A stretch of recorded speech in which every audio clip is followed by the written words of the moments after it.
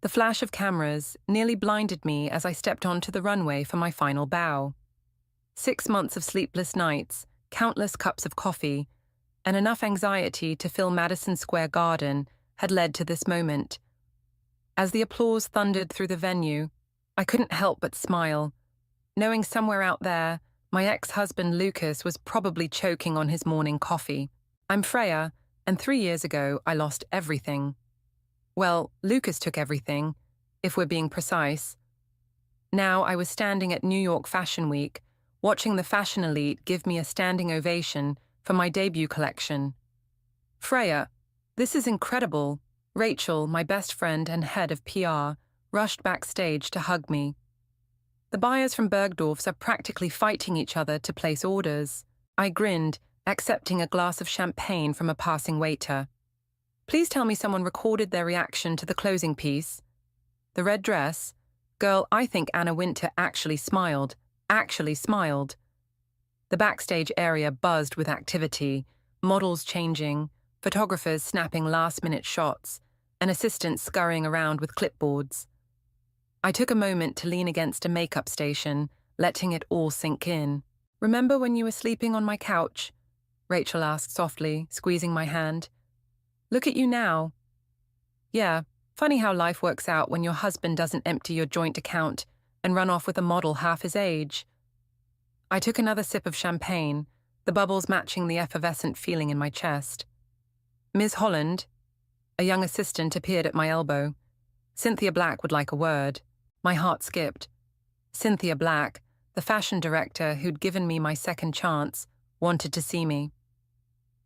I smoothed down my black designer dress, one of my own creations, and followed the assistant. Cynthia stood near the exit, her signature white hair perfectly coiffed. Darling, you've outdone yourself. She air-kissed both my cheeks. The construction, the storytelling through the progression of the pieces, brilliant. Thank you, Cynthia. I couldn't have done this without your support. Nonsense, you did this all on your own. Though I must say, that final red dress, she raised an eyebrow, rather reminiscent of the one you wore to the Met Gala 3 years ago, isn't it? The one Lucas praised so highly before. Before he stole my designs, my money and my dignity, I finished for her. Maybe I wanted to reclaim it, make it mine again. Cynthia's eyes sparkled. Well, revenge does look fabulous on you, darling. The next hour passed in a blur of interviews and congratulations. I was answering questions about my inspiration when Rachel appeared again, her face pale. Freya, we need to talk, now. I excused myself and followed her to a quiet corner. What's wrong? She's here. Who's here? Natasha. The champagne turned sour in my stomach. Natasha, the model Lucas had left me for. The one who'd worn my designs while sleeping with my husband. The one who'd smiled sympathetically at me at parties while knowing what was coming. Where? Rachel pointed toward the emergency exit. There she stood, Natasha Crawford, former IT girl and face of major campaigns. But she looked different now. Gone was the confident pose and perfect makeup. She looked haunted, her designer clothes wrinkled and her eyes red-rimmed. Should I call security? Rachel asked, already reaching for her phone. I held up my hand. No, let her come. Natasha approached slowly, like a wounded animal. Up close, I could see dark circles under her eyes, poorly concealed by makeup. Freya, she said, her voice barely above a whisper, I know I'm the last person you want to see. You've got that right. I crossed my arms, aware of Rachel hovering protectively nearby. I need your help. Tears welled in her eyes. Lucas, he's done it again, but this time it's so much worse.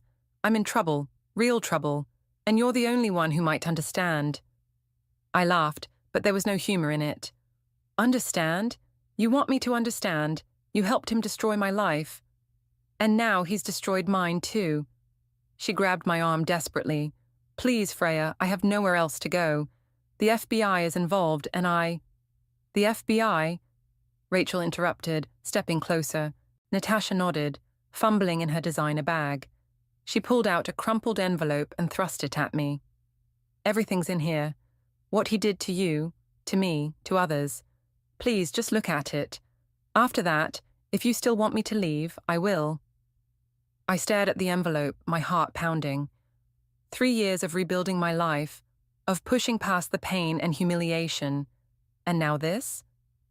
The universe had a sick sense of humor. You have 5 minutes, I said finally, taking the envelope. Make them count. Natasha's relief was palpable. As she began to speak, I caught my reflection in a nearby mirror. The woman looking back at me wasn't the same person who'd lost everything 3 years ago. She was stronger now, harder, and maybe, just maybe, ready for some real revenge.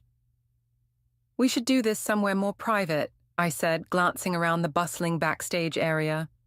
Rachel, can you handle things here? Rachel shot Natasha a suspicious look. Are you sure about this? No, but I'm curious. I grabbed my coat and bag. There's a quiet coffee shop around the corner. The February wind bit at our faces as we walked. Natasha hugged herself, her thin designer jacket offering little protection against the cold. 3 years ago, I might have felt sorry for her. Now, I just felt impatient. The coffee shop was nearly empty. I chose a corner booth, far from the few other customers, and ordered a black coffee. Natasha got nothing. Talk, I said, spreading the contents of the envelope across the table. Bank statements, photographs, and what looked like email printouts scattered across the surface. Lucas, Natasha's voice cracked. He wasn't just stealing money. He was running a whole scheme. Fashion companies, investors, even models. He took everything. I picked up one of the bank statements. These are from the Cayman Islands. That's where he kept most of it, including what he took from you. She leaned forward. But it gets worse. He was using the modeling agency as a front for money laundering, big money, and he used my name on all the paperwork. I set down my coffee. You're telling me you didn't know? I knew something wasn't right, but I thought... She wiped at her eyes. God, I was so stupid. I thought he was just being clever with investments. By the time I figured it out, he'd already disappeared. When? 3 weeks ago. I woke up and he was gone, along with everything in our accounts. She laughed bitterly. Sound familiar? It did. Too familiar. I examined a photograph showing Lucas at some high-end party, his arm around a woman who wasn't Natasha. The date stamp was from 2 months ago. The FBI showed up at my door yesterday, Natasha continued. They're investigating the money laundering.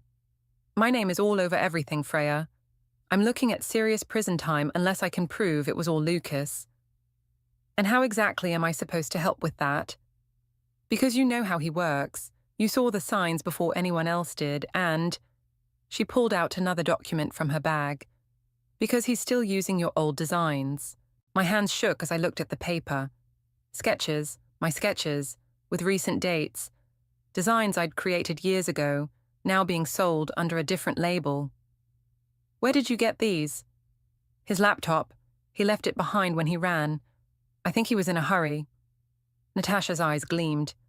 There's more. Account numbers, emails, everything. But I need help understanding it all. You worked in finance before fashion. You'd know what to look for. You've got some nerve, I said, my voice cold. You help him steal my life, and now you want me to help you save yours?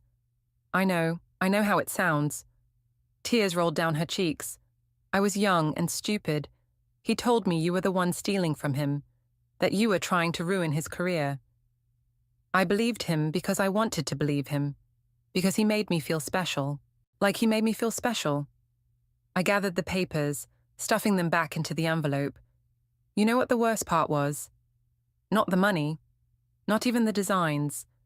It was watching you wear my clothes at events, knowing you were sleeping with my husband. Seeing you both laugh about it in page 6. I'm sorry, she whispered. I know it doesn't mean anything now, but I am so sorry. I stood up, envelope in hand. You're right, it doesn't mean anything. Please, she grabbed my wrist. I'm not asking for forgiveness. I'm asking for help to take him down, for both of us. I looked down at her perfectly manicured hand on my wrist, then at her face. The confident model was gone. replaced by someone who looked as broken as I'd felt 3 years ago. "The FBI," I said slowly. "When are they expecting to talk to you again?" "Tomorrow morning." I pulled out my phone and dialed a number. "Virgil, it's Freya. Remember that favor you owe me? I need a meeting. Tonight. And bring everything you have on international banking fraud." Hanging up, I turned back to Natasha. "My lawyer will meet us in an hour. If, and that's a big if, what you're showing me is real, we might be able to help each other." "Thank you," she breathed. "You won't regret this." "Oh, I probably will." I picked up my coffee. But you know what? The thought of Lucas in handcuffs might just make it worth it. As we left the coffee shop, my phone buzzed with a text from Rachel. "Everything okay?" I typed back, "No, but it might be about to get interesting." Looking at Natasha's anxious face in the fading daylight, I felt something I hadn't felt in years, the thrill of the hunt. Lucas had no idea what was coming for him, and this time, I wouldn't be facing him alone. Virgil's office smelled of leather and expensive cologne. He sat behind his mahogany desk, reading glasses perched on his nose as he examined the documents spread before him. The wall clock ticked past midnight, but none of us showed any signs of fatigue. "This is..." Virgil removed his glasses, rubbing his eyes. "This is significantly bigger than what he did to you, Freya." "How much bigger?" I asked, perched on the edge of my chair. "We're talking tens of millions, multiple shell companies, fake investors, forged documents." He turned to Natasha. "And your signature is on nearly everything." Natasha's face crumpled. "Can you help me?" "The good news is, this level of sophistication makes it clear you weren't the mastermind." Virgil shuffled through more papers. "The bad news is, proving that will be difficult without Lucas." "What about the laptop?" I asked. "It's a start, but we need more. Bank records, correspondence, witnesses." He paused, studying a particular document. "Wait, this name keeps appearing. Who's Eddie?" Natasha straightened. "Eddie? Eddie Martinez? He was Lucas's right-hand man at the agency, always hanging around, handling paperwork. Did he disappear with Lucas?" "No," she frowned. "Actually, I saw him last week at a casting call. He seemed nervous." Virgil and I exchanged looks. "We need to talk to Eddie," I said. "Carefully," Virgil warned. "If he's involved, we don't want to spook him." My phone buzzed. Rachel sending another check-in text. As I replied, an idea formed. "The after-party," I said. "My collection launch party tomorrow night. Every major player in the industry will be there, including casting directors." Natasha caught on quickly. "Eddie never misses a big industry event. Too many potential contacts. Perfect." Virgil started gathering the documents. "But first, we need to get ahead of the FBI interview tomorrow. Natasha, you'll tell them everything, except about the laptop and Eddie. We need those cards close to our chest." As we left Virgil's office, the city was quiet, streets empty except for the occasional taxi. Natasha hesitated by my car. "I can't go home," she said quietly. "The press has been camping outside my apartment since Lucas disappeared. I knew I'd regret this." "You can stay at my place, but just for tonight." The drive to my apartment was silent. Inside, Natasha stood awkwardly in my living room, taking in the minimalist decor and wall of fashion sketches. "These are amazing," she said, studying one drawing. "They're all copies," I replied. "Lucas took the originals." "God, I was such an idiot." She turned to face me. "You know what he told me? He said you were jealous of his success, that you were trying to take credit for his work. I actually believed him." "Because you wanted to," I said, tossing her a blanket and pillow. "The couch is comfortable enough." "Freya?" Her voice stopped me halfway to my bedroom. "Did you ever wonder why he chose me?" I turned slowly. "Every day for a year. He said it was because I reminded him of you, the you he first met, before you got bitter and focused on money instead of art." She laughed hollowly. "Now I realize he was just looking for someone easier to control." "Get some sleep, Natasha. Tomorrow's going to be a long day. I lay awake in bed, memories flooding back. Lucas at design school, charming and passionate. Lucas helping me transition from finance to fashion. Lucas gradually taking control of our finances, our business decisions, our life. My phone lit up with a text from Rachel. "Are you sure about this?" I typed back, "No, but I'm sure about taking him down." Morning came too quickly. I found Natasha in my kitchen, already dressed in borrowed clothes, making coffee. "The FBI meeting is at 9, she said, handing me a cup. "Virgil's meeting us there."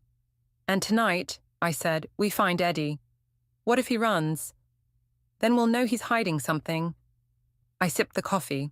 It was good. But something tells me Eddie's looking for a way out too. My phone rang, Virgil with last-minute instructions. As I listened, I watched Natasha staring out my window at the city below. 3 years ago, I'd stood in the same spot, watching my world crumble. Now I was watching karma come full circle. "Ready?" I asked, grabbing my coat. Natasha nodded, her face set with determination. "Ready to take the bastard down." We stepped out into the morning sunshine, 2 women united by betrayal and a thirst for justice. The FBI building loomed ahead of us, its glass windows reflecting the rising sun. Inside those walls, we'd start the domino effect that would bring Lucas's world crashing down. And somewhere in the city, Eddie was going about his day, unaware that his comfortable existence was about to be shattered. Tonight's party wouldn't just be celebrating my collection, it would be the beginning of our revenge. The FBI interview went exactly as Virgil planned. Natasha played her part perfectly, the naive model manipulated by a cunning fraudster. By the time we left, the agents were more interested in Lucas than her. "That went well," Virgil said, straightening his tie in the elevator. "But now comes the hard part. We need something concrete from Eddie tonight." "Leave that to me," I said, checking my phone. "Rachel's already confirmed he's on the guest list." Back at my apartment, Natasha and I prepared for the party. I lent her one of my designs, a sleek black dress that would help her blend in rather than stand out. For once, she wasn't trying to be the center of attention. "How do we approach Eddie?" she asked, applying mascara. "He's paranoid on a good day." "We don't. Rachel does." I showed her my phone screen, displaying Rachel's message. "David's in position." "Who's David?" "Private investigator. He's been following Eddie all week." I smiled grimly. Turns out our friend's been making some interesting trips to Western Union. The party venue was packed when we arrived. Fashion Week always brought out everyone who was anyone, and tonight was no exception. Rachel met us at the entrance, clipboard in hand. "Eddie's at the bar," she whispered. "David says he's made 3 calls in the last hour, all to the same number." "Good." I scanned the crowd. "You know what to do." Rachel nodded and disappeared into the crowd. I watched as she approached the bar, all smiles and charm. Eddie didn't stand a chance. "There's Cynthia," Natasha murmured. "She's heading this way." "Split up," I said quickly. "Mingle, but keep an eye on Eddie. Text if he moves." Cynthia air-kissed my cheeks. "Darling, the collection is all anyone's talking about, but—" She glanced at Natasha's retreating form. "Are you sure about your choice of company tonight?" "Trust me, Cynthia. Everything's under control." For the next hour, I played the gracious host while watching Rachel work her magic. She had Eddie laughing, drinking, relaxing. I caught snippets of their conversation as I circulated. She was playing the ambitious PR rep, fishing for industry contacts. My phone buzzed. A text from David. Eddie just got a text, looking nervous. I watched as Eddie checked his phone, his face draining of color. He made an excuse to Rachel and headed for the restroom corridor. "Now," I texted Natasha. I made my way to the back corridor, arriving just as Eddie emerged from the restroom. He froze when he saw me. "Freya, great party. I was just running." Natasha stepped out from behind him, blocking his retreat. "What is this?" His eyes darted between us. I held up my phone, showing him a photo David had taken. "Western Union, Eddie?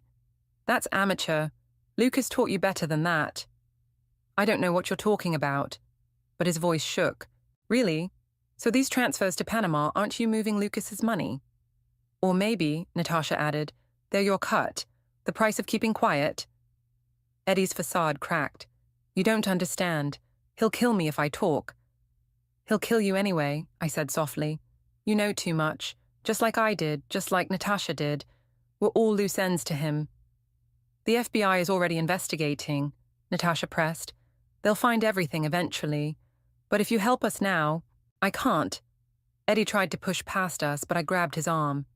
"Those Western Union transfers? The FBI will find them tomorrow morning. Anonymous tip. How long do you think it'll take them to connect the dots?" He slumped against the wall. "What do you want?" "Everything," I said. "Account numbers, contacts, where he's hiding. But most importantly, proof that Natasha wasn't involved." "And what do I get?" "Immunity," said a voice behind us. Virgil stepped out of the shadows. "My client is willing to make a deal with the FBI on your behalf, but only if you give us everything tonight." Eddie looked trapped, desperate. I almost felt sorry for him. Almost. "He's in Buenos Aires," he finally whispered, "using a passport under the name Michael Ross. The account numbers, everything. It's all in a safe deposit box at First National."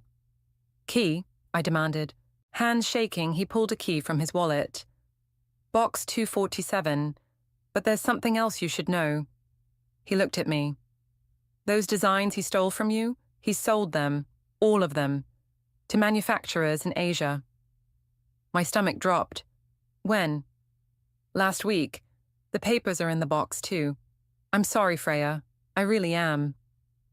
Virgil took the key, nodding to someone in the shadows. 2 FBI agents emerged, badges glinting. "Mr. Martinez," one said, "we'd like you to come with us." As they led Eddie away, I leaned against the wall, processing. My designs, my original designs, were gone, mass-produced somewhere overseas, probably already hitting the market. "Freya?" Natasha touched my arm. "Are you okay?" "No," I said, straightening up, "but I will be. Because now we know where Lucas is, and he has no idea we're coming." Rachel appeared with our coats. "David's already booking flights to Buenos Aires." I smiled, a cold, determined smile. "Perfect. Time to pay my ex-husband a surprise visit." Buenos Aires in summer was suffocating. We'd been here 3 days, holed up in a boutique hotel while David tracked Lucas's movements. The safe deposit box had yielded everything Eddie promised: account numbers, contracts, and devastating proof of my stolen designs being sold to fast fashion manufacturers. "He's meeting someone tonight," David said, spreading photos across the hotel room table. "High-end restaurant in Palermo. Looks like another potential investor." "Another victim, you mean?" Natasha muttered, studying the surveillance photos. Rachel paced by the window. "Are we sure about this? Going in person seems risky." "We need him to slip up," I said, examining a photo of Lucas entering his apartment building. "He's too careful with emails and phones, but face-to-face?" I smiled. "That's where he gets cocky." "The restaurant's perfect," David continued. "Public enough that he can't make a scene, private enough for our conversation. I've already arranged a table next to his." My phone buzzed. Virgil checking in. The FBI was building their case, but they needed Lucas back on U.S. soil to arrest him. Our job was to spook him into running straight into their trap. "One problem," Rachel said. "He knows what you both look like. He'll spot you immediately." I pulled out a small bag from my suitcase. "That's why we're going to give him exactly what he expects to see." 2 hours later, I barely recognized myself in the mirror. Gone was my signature platinum blonde hair, replaced by a dark brown wig styled in a sleek bob. Colored contacts turned my blue eyes brown. Even my posture was different, the confident designer replaced by a demure businesswoman. Natasha had undergone an even more dramatic transformation. Her model-perfect features were hidden behind glasses, her famous red hair now black and pulled into a severe bun. Ready? David asked, handing us our earpieces. The restaurant was exactly the type Lucas loved. Expensive enough to impress, but not flashy enough to draw attention. We arrived early, taking our seats at the adjacent table. Rachel and David positioned themselves at the bar, watching. Target approaching, David's voice crackled in my ear. With company, my heart stopped when Lucas walked in. 3 years hadn't changed him much. Same confident stride, same charming smile. He was with an older man, clearly wealthy, clearly impressed by whatever Lucas was selling. Remember, Rachel's voice warned, let him get comfortable first. I forced myself to focus on the menu, while listening to Lucas's smooth sales pitch at the next table. Same old lines, same practiced sincerity. The investor was eating it up. Now, David said quietly. I stood, deliberately bumping into Lucas's chair as I headed to the restroom. Oh, I'm so sorry, I said in Spanish, using the accent I'd practiced. Lucas barely glanced up. No problem. I walked away, counting steps. 1, 2, 3. Wait. His voice stopped me. I turned. He was staring at me, brow furrowed. Yes? He shook his head slightly. Nothing. You just reminded me of someone. I smiled politely and continued to the restroom. Through my earpiece, I heard Natasha begin phase 2, a quiet phone conversation at her table, deliberately dropping words like investment opportunity and offshore accounts. When I returned, Lucas was distracted, keeping glancing between Natasha and me. The investor was still talking, but Lucas's responses were becoming shorter, less focused. He's rattled, David observed. Time to close the trap. I pulled out my phone, deliberately angling it so Lucas could see the screen. On it was a photo of his Buenos Aires apartment building. His face went white. Excuse me, he said to his companion, standing abruptly. I need to make a call. He hurried toward the exit. As planned, Natasha got up at the same time, timing their collision perfectly. I'm so sorry, she said, her glasses falling off. As she bent to retrieve them, recognition flickered across Lucas's face. No, he whispered. It can't be. I stood, removing my wig. Hello, Lucas. Miss me? He backed away, looking between us with growing panic. This is impossible. You two. You can't. Can't what? I stepped closer. Can't work together. Can't find you. Can't destroy you like you destroyed us. You don't understand, he hissed. You have no idea what you're dealing with. Actually, Natasha said, we do.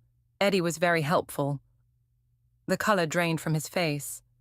Eddie, he sang like a bird, I smiled. The FBI has everything, Lucas. The accounts, the contracts, the fake companies. They're probably freezing your assets right now. He turned to run, but David and 2 local police officers blocked the exit. Running again? I called after him. That's your solution to everything, isn't it? But here's the thing about running, Lucas. Eventually, you run out of places to hide. As the officers led him away, I felt a weight lift from my shoulders. But something in his last look, a mixture of fury and calculation, told me this wasn't over. That was too easy, Rachel said, joining us. He's planning something. Good, I replied, watching Lucas being pushed into a police car. Because so are we. The Buenos Aires police station buzzed with activity as we waited. Lucas had demanded to speak with me, alone. Virgil, patched in via video call, strongly advised against it. It's a manipulation tactic, he warned. He'll try to get in your head. Good, I said. Let him try. The interrogation room was small and stark. Lucas sat handcuffed to the table, his designer suit wrinkled, his perfect hair disheveled. He still managed to smile when I walked in. You look good, Freya. Success suits you. Save it. I sat across from him. You wanted to talk. So talk. Remember our first apartment, that tiny studio in Brooklyn? He leaned forward. You were so talented, so pure in your art. What happened to that girl? You destroyed her, or did you forget? I made you stronger. Look at you now, a force to be reckoned with. His eyes gleamed. We could be that force together again. I laughed. Are you seriously trying to pitch me a partnership? Think about it. Your designs, my connections. Even with this little setback, I still have resources, people who owe me favors. People you've scammed. People who understand business. He lowered his voice. The FBI's case isn't as strong as you think. Eddie's word against mine. Please. But if you drop the charges, help me out of this mess, I can get your designs back. My heart skipped. What? Those contracts I signed? They're not final. One phone call from me and those designs stay yours, exclusively. He smiled. All you have to do is walk out that door and tell them it was all a misunderstanding. For a moment, just a moment, I hesitated. Those designs were my life's work, my original vision. But then I remembered something. You know what I realized, Lucas? Those designs, they're just pieces of paper. But what you really stole was 3 years of my life. My trust, my belief in myself. I stood up. Keep the designs. I'll make better ones. His smile vanished. You're making a mistake. No, I made my mistake when I married you. This is justice. Justice? He laughed harshly. You think you're the hero here? Working with Natasha? She's playing you, just like she played me. What are you talking about? Ask her about the money transfers from last year. Ask her about the offshore account in her grandmother's name. His eyes glittered. Ask her about the real reason she came to you. A knock at the door interrupted us. David poked his head in. Freya, we have a problem. In the hallway, Rachel was trying to calm a hysterical Natasha. He's gone, she sobbed. Eddie's gone. What do you mean, gone? He was supposed to meet with the FBI this morning to sign his official statement. He never showed up. David ran a hand through his hair. His apartment's cleaned out. Phone's dead. Lucas, I breathed. He got to him somehow.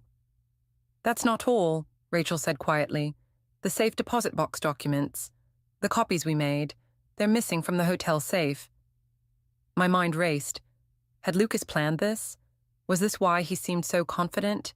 Virgil, I called to the laptop still open on a nearby desk. What does this mean for the case? Without Eddie's testimony and those documents. Virgil sighed. It complicates things. We need something else to corroborate the evidence. I turned to Natasha, Lucas's words echoing in my head. Tell me about the offshore account in your grandmother's name. She went pale. How did you... Lucas told me. Is it true? I can explain, she started, but I cut her off. No more lies. No more games. What aren't you telling me? Tears streamed down her face.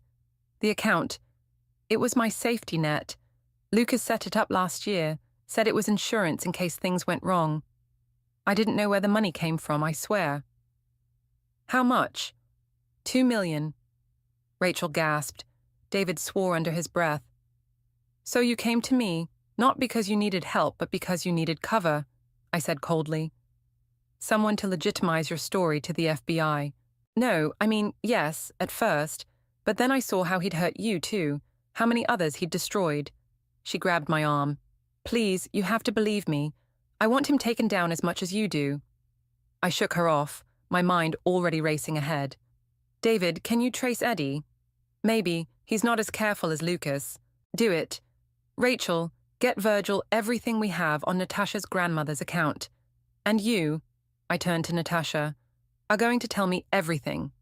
Every detail you left out, every conversation you had with Lucas about that account.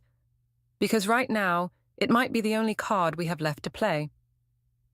Through the interrogation room window, I could see Lucas watching us, that smug smile back on his face. He thought he'd won this round, but he'd forgotten something crucial. I wasn't that naive girl from Brooklyn anymore. And this time, I was ready for war. The next 48 hours passed in a blur of activity. David tracked Eddie's movements to a small town on the Brazilian border. Virgil worked his legal magic, and Natasha's grandmother's account became our smoking gun. The money trail is clear, Virgil explained over video call. Lucas used that account to test his laundering system. Every transaction, every transfer, it all leads back to him. And my grandmother had no idea, Natasha added quietly. He used her name without her knowledge. Which makes it identity theft, Rachel said, on top of everything else. We gathered in my hotel room, preparing for the final confrontation. The FBI had agreed to let us handle the initial meeting with Eddie, hoping he'd be more likely to talk to us than agents. He's staying at a motel just outside the city, David reported, paid cash, using a fake name, but it's definitely him. What makes you so sure he'll help us? Rachel asked. I held up my phone, showing them the email I'd received an hour ago. Because he sent me this, the others crowded around to read it. Eddie's message was brief but clear. I can't live with this anymore. Meet me tonight. I'll tell you everything. It could be a trap, David warned. Of course it's a trap, I replied. But it's also our only chance. The motel was exactly as depressing as I'd expected. A rundown building on the outskirts of town, its neon sign flickering weakly in the dusk. David positioned himself in a car across the street, while Rachel waited in the lobby. Natasha and I approached Eddie's room together. He opened on the first knock, looking worse than I'd ever seen him. Quick, get inside. The room smelled of cheap whiskey and fear. Eddie paced nervously, checking his phone every few seconds. Lucas reached out to you, didn't he? I asked. He's crazy, Eddie muttered. Completely crazy. Threatened my family. Said he'd make sure I went down for everything. We can protect you, Natasha said. The FBI. The FBI can't stop him, Eddie exploded. You don't understand. He's got people everywhere. Judges, bankers, police. Then help us stop him, I pressed. Give us something concrete. Something he can't talk his way out of. Eddie ran his hands through his hair. There's a video. Lucas liked to record his meetings with investors. Said it helped him remember details. But really, he used them as insurance. Blackmail. Where are these videos? On a secure server. I have the access codes. He pulled out a USB drive. Everything's on here. Account numbers, passwords, videos. Enough to put him away for decades. My hand reached for the drive, but something made me hesitate. It was too easy. Eddie was too nervous, too eager. Show us, I said instead. Pull up one of the videos now. He froze. I can't. The files are encrypted. Really?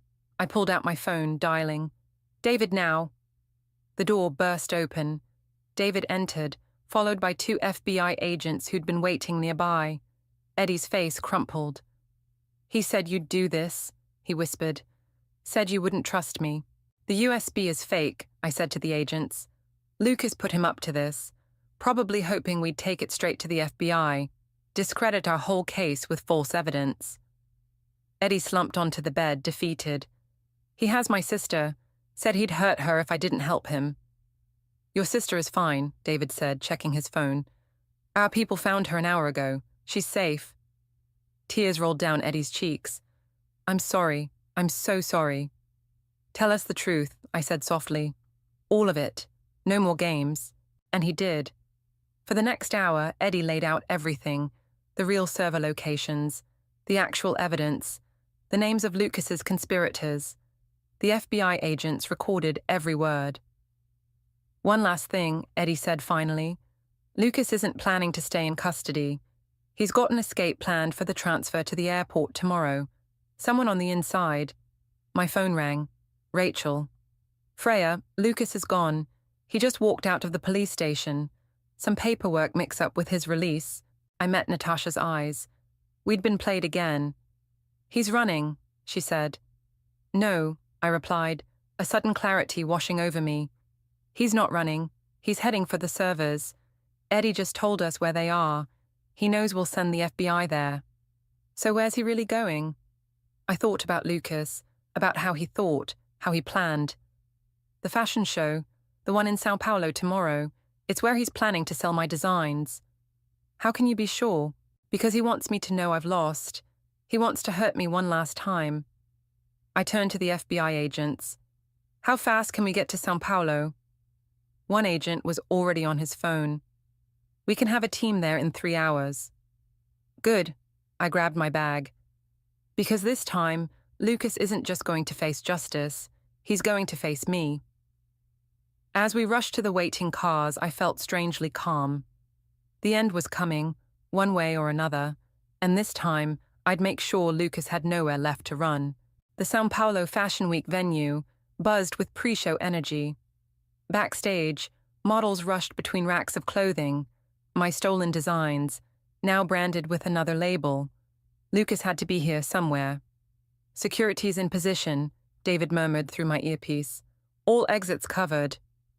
The FBI team is 5 minutes out, Rachel added. I moved through the chaos, Natasha close behind. She'd insisted on coming, saying she owed me this much at least. A flash of familiar silver hair caught my eye. Lucas, talking to a group of buyers.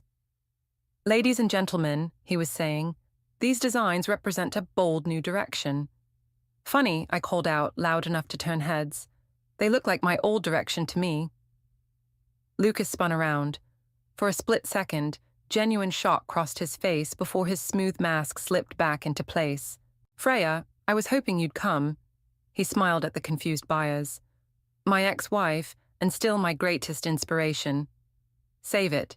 I held up my phone, showing him the live feed from the server facility where the FBI was currently collecting his videos. It's over, Lucas. Eddie told us everything. Eddie talks too much. He stepped closer, lowering his voice. Walk away now. You can still salvage something from this. Like my dignity, my reputation, the years you stole from me. I made you stronger, he hissed. Everything you are today. It's because of me. No, I said firmly. Everything I am today is because I survived you. His eyes darted around, looking for escape routes. The buyers had backed away, sensing the tension. Security guards were moving closer. You really want to do this here? He asked. In front of everyone. Think about the scandal. Actually, Natasha stepped forward, phone raised. That's exactly what we want. We're live streaming, by the way, to every fashion blog and industry insider who follows me. Lucas lunged for her phone, but I was ready. I grabbed his arm, using his momentum to spin him around. He stumbled into a clothing rack, sending my designs crashing to the floor. Those designs, he spat, scrambling up, they were wasted on you. You never understood the business side, the compromises needed. The only thing I didn't understand was how I ever loved someone like you. FBI agents burst through the doors, led by David. Lucas took one look and ran, shoving past models and photographers. He made it halfway to the emergency exit before Natasha stuck out her foot, sending him sprawling. That's for making me believe I was special, she said as agents handcuffed him. I walked over to where he lay, face pressed against the floor. You know what the funny thing is, Lucas? These designs you stole, they're not even my best work. They're my past, the work of a woman who was afraid to trust her own voice. But now, I gestured to the chaos around us, the dozens of phones recording everything. Now everyone knows exactly who you are, and that's worth more than any design. This isn't over, he growled as agents pulled him up. Actually, it is. Rachel appeared with a tablet. The videos are already online. Every scam, every lie, every manipulation. It's all public now. Your business contacts are falling over themselves to cooperate with the FBI. As they led Lucas away, Natasha touched my arm. I really am sorry, for everything. I know, I looked at her. What will you do now? Testify. Make things right. Then maybe start over. There's this small modeling agency in Milan, focuses on ethical fashion. Send me their details, I said. I might have some designs that would work for them. The venue was clearing out, the show cancelled amid the chaos. I walked to where my designs lay scattered on the floor. Picking up a dress, I felt nothing but peace. These pieces were my history, but they weren't my future. Ready to go? Rachel asked softly. Almost. I pulled out my phone and dialed Cynthia's number. Cynthia? How would you feel about a last-minute addition to New York Fashion Week? I have some new designs in mind. Something completely different. Her laugh crackled through the speaker. Darling, after the show you just put on in São Paulo, you can have any slot you want. Outside, the São Paulo sun was setting, painting the sky in brilliant colors. David was coordinating with the FBI. Rachel was already fielding press calls, and Natasha was giving her statement to the authorities. Everything had changed, yet I felt lighter than I had in years. My phone buzzed with a message from Virgil. "Justice looks good on you." I smiled, watching Lucas being placed in an FBI vehicle. He'd wanted to be the author of my story, to write my future according to his plans. Instead, he'd become nothing more than a chapter in my past. A reminder that sometimes you have to lose everything to find out who you really are. The next chapter, that was mine to write, and I already had the perfect design in mind.